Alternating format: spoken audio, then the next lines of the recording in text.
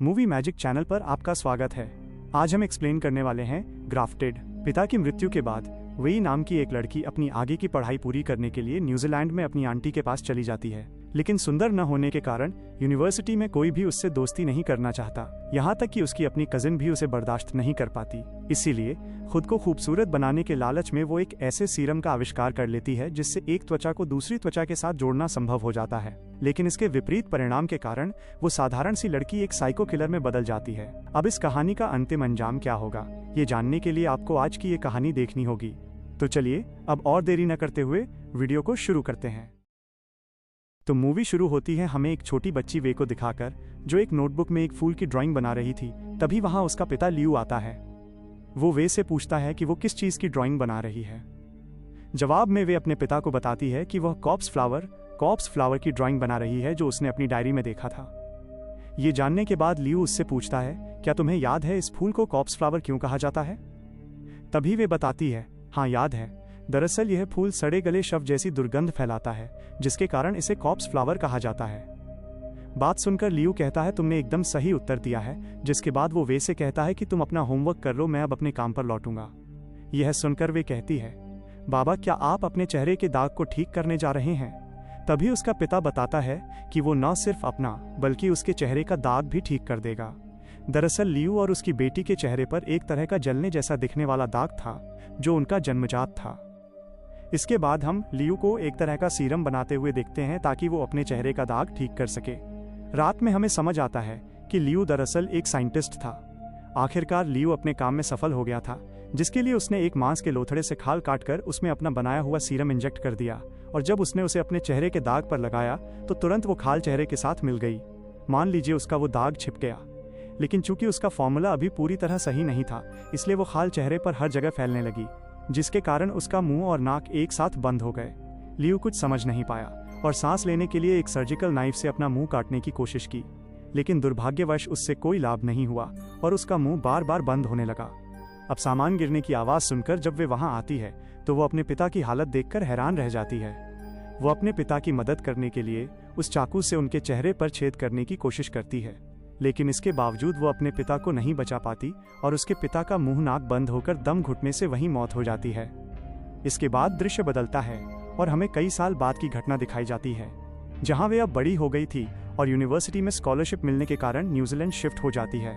वहां पहुंचते ही उसकी आंटी लिंग उसे पिक करने आती हैं, जो पिछले कई सालों से वहां रह रही थीं। गाड़ी में जाते समय आंटी लिंग की बातों से हमें पता चलता है कि पति से तलाक होने के बाद वो अपनी बेटी एंजेला के साथ अकेली रहती हैं। घर पहुंचकर सामान उतारते समय आंटी लिंग वे की मुलाकात अपने पड़ोसी गेराल्ड से कराती हैं। इसके बाद जब वे घर के अंदर जाते हैं तो विक्की नाम का एक कुत्ता वे को देखकर भौंकने लगता है, जिसे रोकने के लिए वहां वे की कजिन एंजेला आती है। उसका साफ चेहरा देखकर वे एक पल के लिए खो जाती है और मन ही मन सोचने लगती है कि उसका भी चेहरा अगर इतना सुंदर और बेदाग होता तो कितना अच्छा होता। एंजेला का परिचय वे से कराया जाता है, जो उससे बिल्कुल अलग थी। चूंकि उसका जन्म वहीं हुआ था, वो वहां के कल्चर में ढल चुकी थी, इसलिए मूल रूप से चाइनीज होने के बावजूद वो चाइनीज नहीं समझ पाती थी। जब वे उससे इंग्लिश में बात करती है तो उसकी आंटी हैरान रह जाती हैं और खुशी से कहती हैं कि तुम इंग्लिश भी बोल सकती हो, और मेरी बेटी को देखो, इसे चाइनीज बोलना तो दूर समझ भी नहीं आता। इसके बाद वो वे को उसका कमरा दिखाने ले जाती हैं। बाद में जब एंजेला अपने कमरे में अपने पिता से बात कर रही थी, तभी वे छिपकर उसकी बातें सुनने लगती है, क्योंकि एंजेला अपने पिता से वे के बारे में बात कर रही थी कि वह उसे बिल्कुल बर्दाश्त नहीं कर पा रही है और घर में उसका दम घुट रहा है, इसलिए वो अपने पिता के साथ कुछ दिन रहना चाहती है, जिस पर शायद उसके पिता राजी नहीं होते, क्योंकि वो किसी काम से शहर से बाहर थे। तभी एंजेला का कुत्ता विक्की उसे देख लेता है और चिल्लाने लगता है, तो वे वहां से तुरंत चली जाती है। रात को वे अपने मृत पिता से कहती है कि कल यूनिवर्सिटी में उसकी पहली क्लास है, इसलिए सब ठीक हो। अगली सुबह यूनिवर्सिटी जाते समय वो रास्ता भटक जाती है।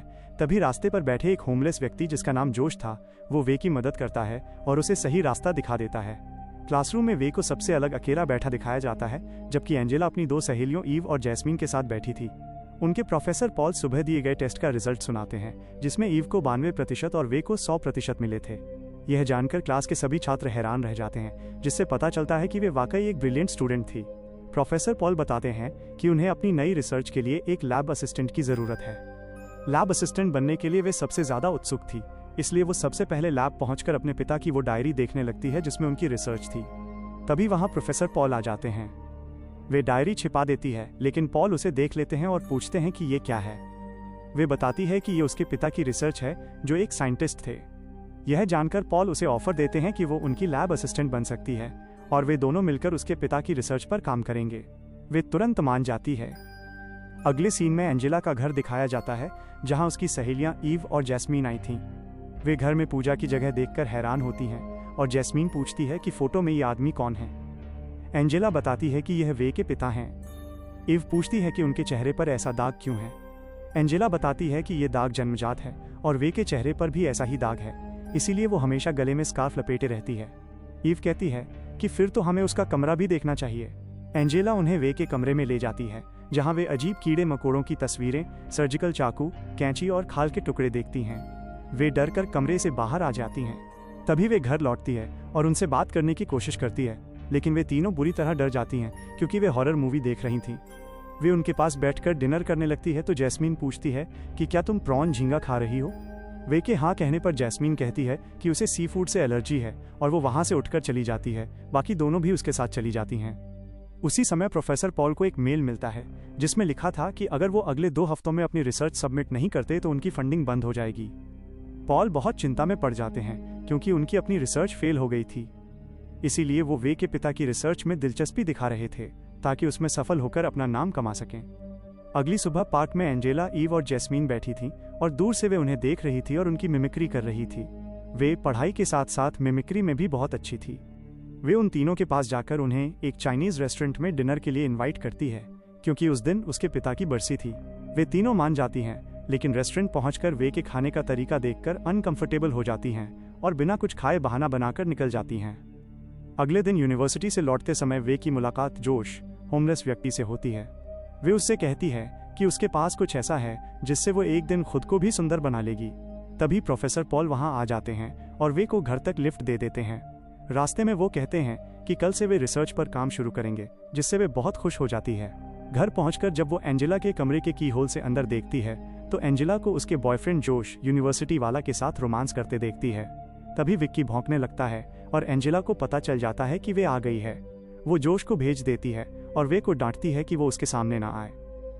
अगले सीन में वे और प्रोफेसर पॉल रिसर्च करते हैं और उन्हें पता चलता है कि फॉर्मूले में बाइंडिंग एजेंट गायब है। वे बहुत मेहनत करते हैं पर सफल नहीं होते, जिससे पॉल चिढ़ जाते हैं। घर लौटते समय वे सड़क किनारे कॉप्स फ्लावर का पोस्टर देखती है जिस पर लिखा था कि ये फूल 5 साल बाद पहली बार खिला है और सिर्फ 24 घंटे के लिए जीवित रहेगा। अगले दिन लैब में फिर फेल होने पर प्रोफेसर पॉल हार मान लेते हैं और वे को डांटते हैं। तभी जैस्मीन आती है और असिस्टेंट बनने के लिए पूछती है। पॉल वे को हटाकर जैस्मीन को रख लेते हैं। मेट्रो से लौटते समय जैस्मीन वे से माफी मांगती है और उससे स्कार्फ हटाने को कहती है। वे मान जाती है। तभी वे को वही फूल वाला पोस्टर दिखता है और उसे याद आता है कि ये उसके पिता की डायरी में भी था। इसका मतलब बाइंडिंग एजेंट उसी फूल में है। रात को वो नर्सरी का ताला तोड़कर अंदर जाती है और फूल चुराकर कॉलेज लैब पहुंचती है।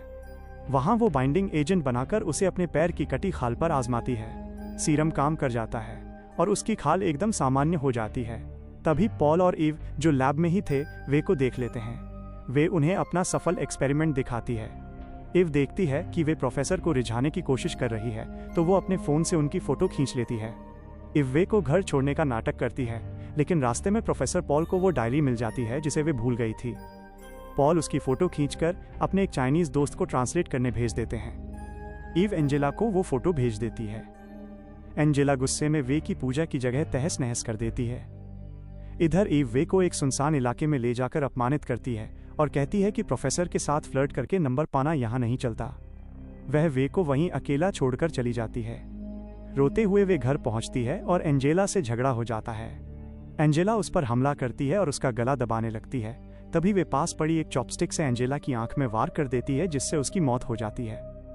होश आने पर वे घबरा जाती है और एंजेला की लाश को बाथरूम ले जाती है। वो एंजेला के चेहरे की खाल काटकर अपने चेहरे पर उस सीरम के साथ लगा लेती है। उसका चेहरा अब एंजेला जैसा सुंदर हो गया था। आंटी लिंग के घर आने पर वे एंजेला की आवाज की मिमिक्री करके बात करती है। अगले दिन वो एंजेला बनकर यूनिवर्सिटी जाती है। अब सब उसे पसंद कर रहे थे, लेकिन एंजेला बास्केटबॉल चैंपियन थी। पकड़े जाने के डर से वे अलमारी में उंगली फंसाकर खुद को चोट पहुंचा लेती है ताकि उसे खेलना न पड़े। एंजेला का बॉयफ्रेंड जोश उसे एकांत में ले जाकर रोमांस करने लगता है। तभी वे के चेहरे की खाल ढीली होकर उतरने लगती है। जोश उसे देखकर इतना डर जाता है कि वो भागते हुए पहाड़ से गिरकर मर जाता है। वे को समझ आता है कि सीरम में कमी है। वो डायरी ढूंढने लग जाती है, पर पॉल ने डायरी ट्रांसलेट कर ली थी और उसे पता चला कि वे का पिता एक साइकोपैथ था। पॉल वे को धोखा देकर रिसर्च अपनी बता देता है। वे गुस्से में घर लौटती है। ईव की खाल उसे सूट नहीं कर रही थी, इसलिए वो ईव को घर बुलाकर उस पर ड्रिल मशीन से हमला करती है। ईव गार्डन के पूल में छिपती है, पर वे उसे ढूंढ लेती है और ड्रिल मशीन से उसे मार डालती है। इसके बाद वो ईव की खाल अपने चेहरे पर लगा लेती है। अगली सुबह पुलिस जोश की मौत की जांच के लिए आती है। वे ईव के रूप में मिलती है। यूनिवर्सिटी में जैस्मीन वे, जो अब ईव है, से एंजेला के बारे में पूछती है। पुलिस को देखकर वे घबराकर भाग जाती है। रात को पॉल का मैसेज आता है कि उसकी रिसर्च सफल हो गई है। वे ईव के रूप में पॉल के घर जाती है और सीरम चुरा लेती है। घर लौटने पर जैस्मीन उसे ईव के कपड़ों में देख लेती है और फ्रिज में ईव का कटा सिर और शरीर के अंग देखकर चिल्लाती है। वे जैस्मीन का मुंह प्लास्टिक से दबाकर उसे मार डालती है।